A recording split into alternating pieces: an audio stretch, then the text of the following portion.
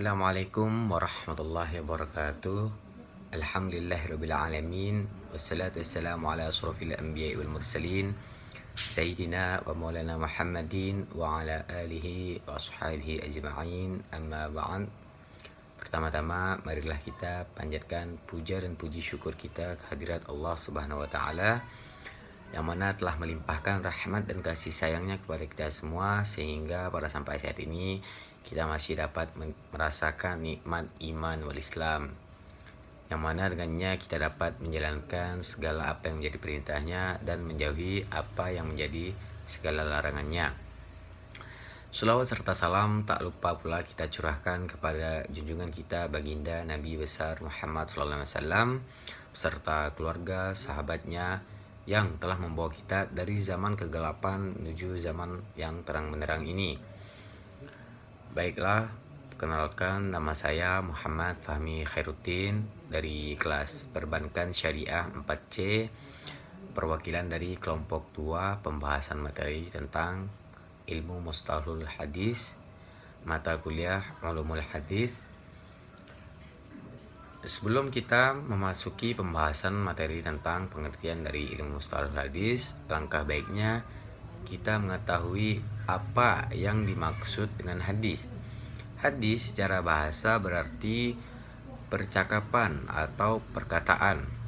Hadis juga biasa disebut dengan sunnah, yang artinya perkataan atau sabda, perbuatan, ketetapan, dan persetujuan dari Nabi Muhammad SAW yang dijadikan landasan syariat Islam sebagai rujukan kedua dalam menjalankan syariat-syariat Islam. Hadis sangatlah penting untuk kita pelajari, karena dengan kita mempelajari hadis, kita dapat mengetahui mana yang benar dan mana yang tidak benar, atau kita dapat menentukan suatu pokok permasalahan hukum. Apakah hadis tersebut bisa digunakan atau hadis tersebut tidak dapat digunakan.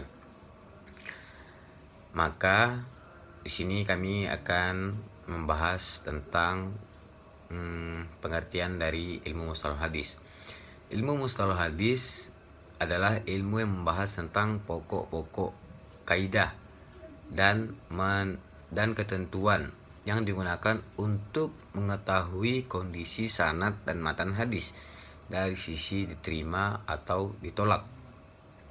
Sebagaimana landasan munculnya ilmu mustalahul hadis ini dalam Al-Quran surah Al-Hujurat ayat 6, Allah SWT berfirman yang artinya, hai orang-orang yang beriman, jika datang kepadamu orang fasik yang membawa suatu berita, maka periksalah dengan teliti. Dan sabda Nabi Muhammad SAW yang artinya, semoga Allah mencerahkan, menjadikan bercahaya wajah seseorang yang telah mendengar suatu hadis dari kami. Orang yang menyampaikan itu lebih memahami daripada orang yang mendengar. Hadis riwayat Tirmidzi. Ayat dan hadis tersebut merupakan dasar pijakan untuk melakukan penelitian terhadap setiap berita yang diambil dari Nabi Muhammad SAW. Kita dapat melihat generasi sahabat dan generasi tabi'in sangatlah teliti dan berhati-hati dalam mengambil dan menyampaikan sebuah berita, apalagi ketika pembawa beritanya diragukan kredibilitasnya.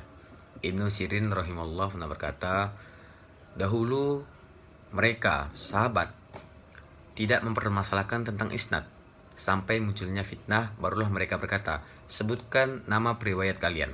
Jika mereka ahlus sunnah maka hadisnya diterima, dan jika mereka ahlul bid'ah maka ditolak hadisnya.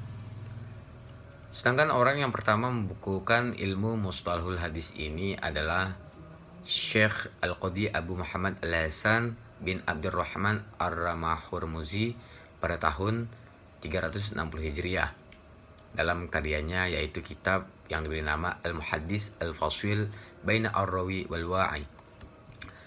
Objek kajian atau pembahasan dalam ilmu mustalahul hadis ini adalah sanad dan matan dari sisi diterima maupun ditolak. Sanad dari segi bahasa berarti yang menjadi sandaran atau tempat bersandar. Arti yang lain, sesuatu yang dapat dipegangi atau dipercaya. Sedangkan dalam istilah ilmu hadis, sanad ialah rangkaian urutan orang-orang yang menjadi sandaran atau jalan menghubungkan suatu hadis atau sunnah kepada Nabi Muhammad SAW. Orang yang menerangkan rangkaian urutan sanad suatu hadis disebut dengan isnad.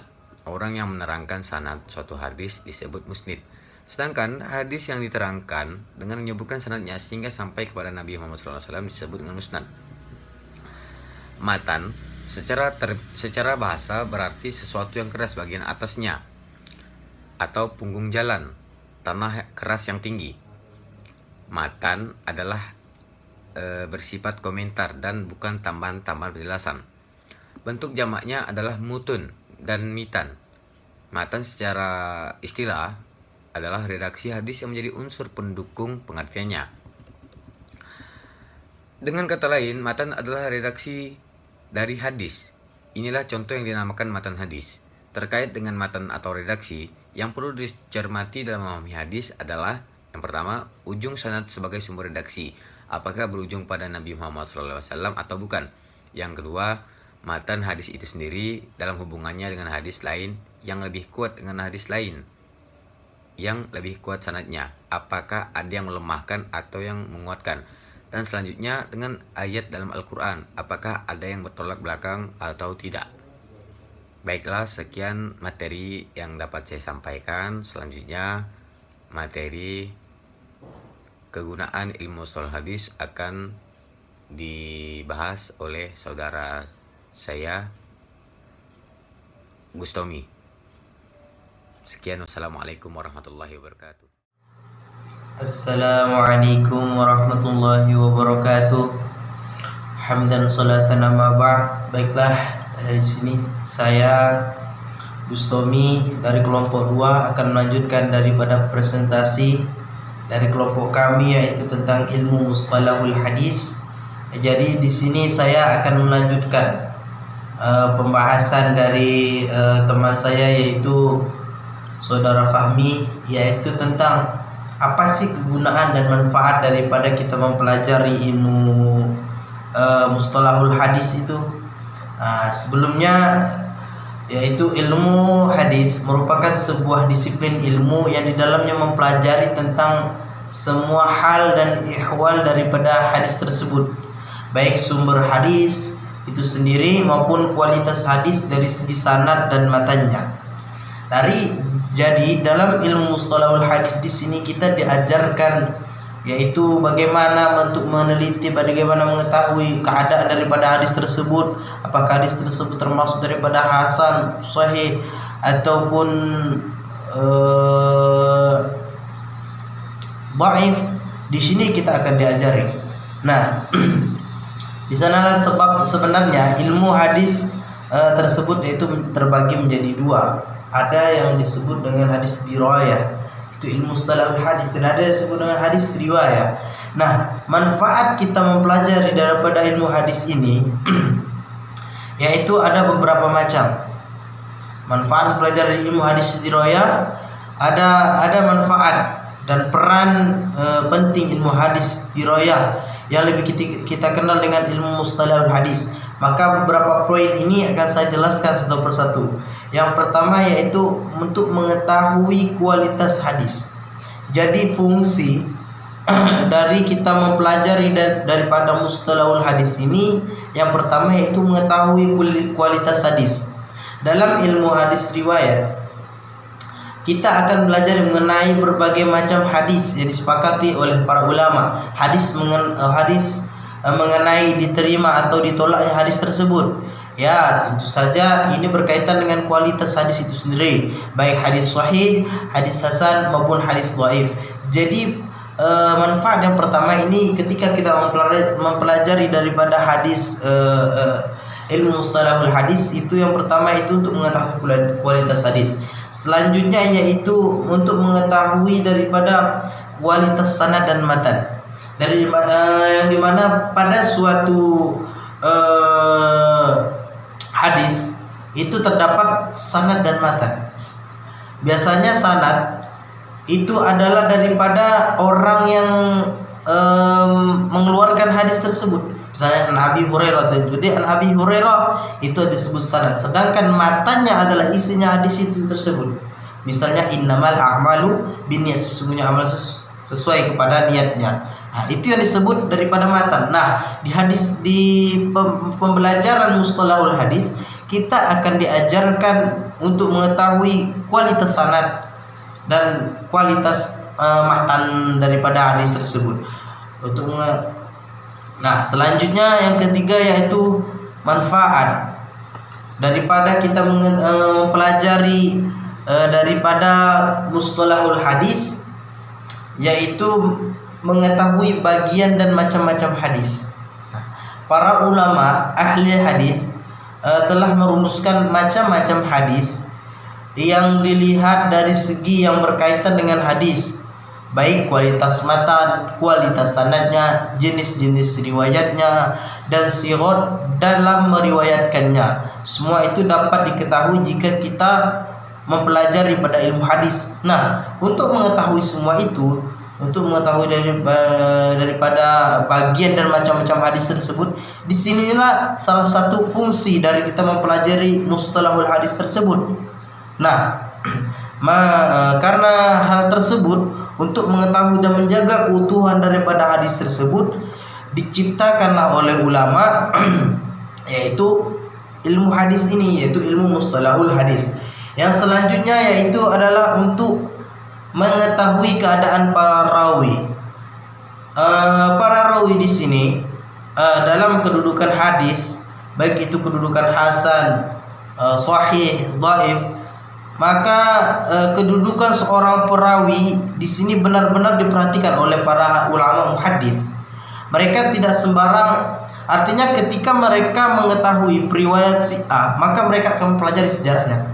Apakah mereka di sana pernah melakukan suatu kesalahan, pernah melakukan suatu kefasikan? Ini sangat berpengaruh bagi hadis yang dikeluarkan. Nah, makanya hadis yang riwayatnya sahih hasan itu mereka harus dhabitur rawi. Mereka harus benar-benar memiliki ingatan yang kuat para periwayat hadis tersebut. Nah, karena ini akan berpengaruh pada periwayatannya. Jika takutnya mereka lupa dan sekian, dan termasuk juga akan menjadi kelemahan daripada perawi tersebut ketika mereka melakukan sesuatu yang fasik walaupun sesuatu tersebut kecil. Selanjutnya yaitu menjaga kemurnian kalimat hadis. Nah, fungsi dan tujuan daripada kita mempelajari ilmu mustalahul hadis salah satunya itu untuk menjaga kemurnian daripada kalimat hadis tersebut. Ini penting diwujudkan di dalam hadis dirayah, menjaga kemurnian hadis dari segala macam yang tidak bersumber dari Nabi SAW. Pasalnya banyak kelompok atau individu yang mengada-ngada dalam membuat hadis palsu. Nah, disinilah hadis maudhu itu dikenal.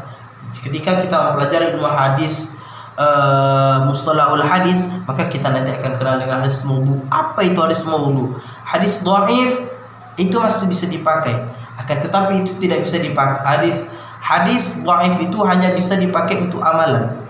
Nah, ketika meletakkan suatu hukum, maka hadis dhaif itu tidak boleh. Hadis dhaif ini sumbernya masih dari Nabi, akan tetapi kelemahan daripada periwayatnya itulah yang menjadikan hadis tersebut dhaif.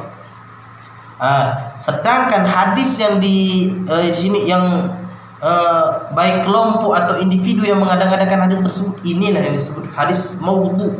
Dan kedudukan hadis ini mardud, ditolak, tidak bisa dipakai karena ini bukan dari Rasulullah SAW.